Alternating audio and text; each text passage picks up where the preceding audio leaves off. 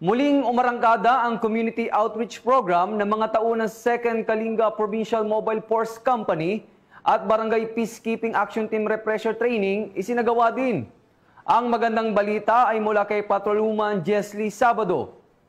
Nagawa ang 2nd Kalinga Provincial Mobile Force Company ng outreach activities sa Barangay Dananaw, Tinglayan, Kalinga noong ika-30 hanggang ika-31 ng Oktubre taong kasalukuyan.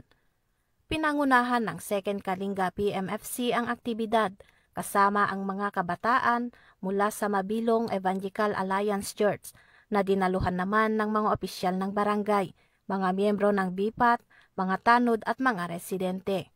Isinagawa sa naturang aktibidad ang Kapwa Ko Sagot Ko program, feeding activity, libreng gupit at BIPAT refresher training na may mga lecture tungkol sa mga tungkulin ng BIPATs, tamang proseso ng pag-aresto, RA 9165 o Comprehensive Dangerous Drugs Act of 2002, RA 10627 o Anti-Bullying Act of 2013 at Anti-Terrorism Law.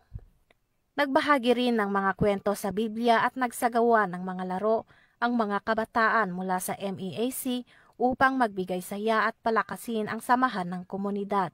Noong ika-31 ng Oktubre, bumisita rin ang grupo sa Pamilya Chapay, isang pamilyang may kapansanan sa paningin upang mag-abot ng samot-saring grocery items bilang tulong.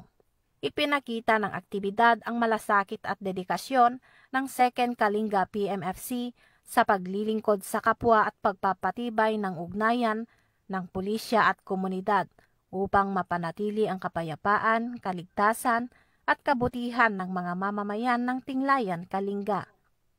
Mula dito sa Baguio City, ako yung PNN correspondent, Patrolwoman Jesly Sabado, alagad ng batas, taga-taguyod ng Balitang Pulis.